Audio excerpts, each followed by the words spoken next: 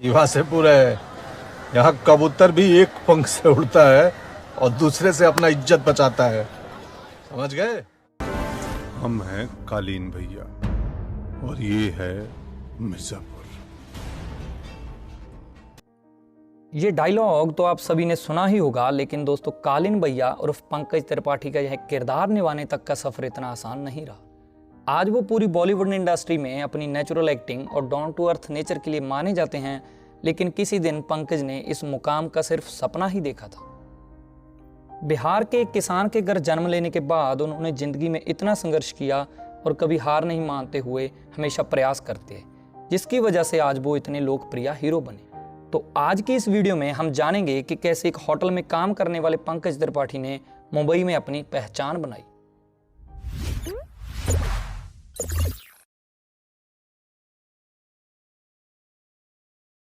तो दोस्तों कहानी की शुरुआत होती है 5 सितंबर 1974 को, जब गोपालगंज बिहार के एक छोटे से गांव में पंकज का जन्म हुआ। उनके पिता पंडित बनारस त्रिपाठी एक किसान और एक पुजारी थे और उनकी माता का नाम हेमत देवी था। घर में सबसे छोटे होने के कारण पंकज को बहुत प्यार मिला। भले ही पंकज का जन्म ऐसे गांव में हुआ जहां टेलीविजन तक नहीं होता था, लेकिन उनकी एक्टिंग की शुरुआत उनके स्कूल के शुरुआती दिनों में ही हो गई थी। दरअसल उनके गांव में त्योहारों के मौके पर एक नाटक का आयोजन किया जाता था, जिसमें पंकज हमेशा लड़की का किरदार निभाते थे और गांव वाले लोग उनकी एक्टिंग की खूब तारीफ करते थे और उनको फिल्मी जगत में जाने की सलाह भी देते थे। पंकज बताते हैं कि 10वीं क्लास तक उन्होंने एक भी फिल्म नहीं देखी थी, क्योंकि उनके माता पिता को घर पर टेलीविजन रखना पसंद नहीं था और आज भी उनके माता पिता ने पंकज की एक भी फिल्म नहीं देखी है। अपनी स्कूल की पढ़ाई पूरी करने के बाद पंकज अपने चाचा के कहने पर पटना में होटल मैनेजमेंट का कोर्स करने लगे। उसको पूरा करने के बाद उन्होंने अपना लक्ष्य पूरा करने के लिए एक थिएटर इंस्टीट्यूट ज्वाइन किया और साथ में पटना के एक 5 स्टार होटल में काम करने लगे। बहुत कम लोगों को पता है कि होटल में काम करने से पहले पंकज कोलकाता से लाकर पटना में जूते बेचा करते थे, जिसमें उनको कोई मुनाफा नहीं हुआ तो उन्होंने होटल में काम करना शुरू कर दिया। अपनी इंटरव्यूज में पटना का एक दिलचस्प किस्सा वो हमेशा सुनाते हैं। दरअसल पंकज बताते हैं कि यहाँ वो होटल में काम करते थे, वहाँ एक दिन मनोज बाजपेयी जी रुके और जब वो वहाँ से गए तो अपनी चप्पल भूल गए। मैनेजमेंट उनको कॉल करने लगी तो पंकज ने उनको रिक्वेस्ट करके चप्पल अपने पास रख ली, क्योंकि पंकज मनोज को अपना इंस्पिरेशन मानते हैं और आज भी उन्होंने वो चप्पल संभाल कर रखी है।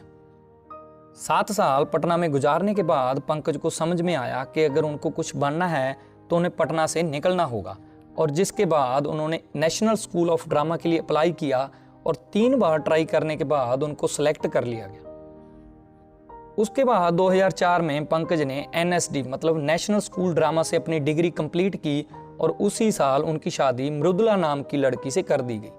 और अलग घर न होने की वजह से पंकज ने कुछ महीने अपनी पत्नी को बॉयज हॉस्टल में ही रखा। हालांकि अब जिम्मेदारियां ज्यादा बढ़ गई थी, फिर भी हिम्मत न हारते हुए पंकज अपनी पत्नी के साथ सपनों के शहर मुंबई चले आए और शुरुआत के 2 महीने वो अपने एक दोस्त के यहाँ रुके। उसके बाद उन्होंने अपने लिए एक छोटा सा किराए का मकान ढूंढ लिया। यहाँ पंकज एक्टिंग का काम ढूंढने लगे, पर शुरुआती दौर में दर दर भटकने पर उन्हें कोई भी काम नहीं मिला। लगातार ऑडिशंस देने के कुछ सालों बाद उन्हें टेलीविजन प्रोग्रामों में छोटे छोटे रोल मिलने लगे, लेकिन इनसे मिलने वाले पैसे बहुत कम होते, जिससे गुजारा करना बहुत मुश्किल था। इसीलिए इनकी पत्नी ने गोरेगांव में बच्चों को पढ़ाना स्टार्ट कर दिया। हालांकि पंकज को 2004 में ही रन फिल्म में रोल मिल गया था, लेकिन वो इतना छोटा था कि उससे उनको कोई पहचान नहीं मिल सकी।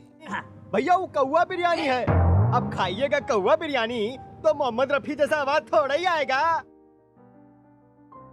इसी साल मतलब 2004 में पंकज ने लक्ष्य फिल्म में भी 2 सीन किए और इसके बारे में पंकज ने पटना के एक न्यूज़पेपर को इंटरव्यू भी दे दिया, लेकिन उनके दोनों सीन एडिटिंग में कट कर दिए, जिससे उनको काफ़ी निराशा हुई।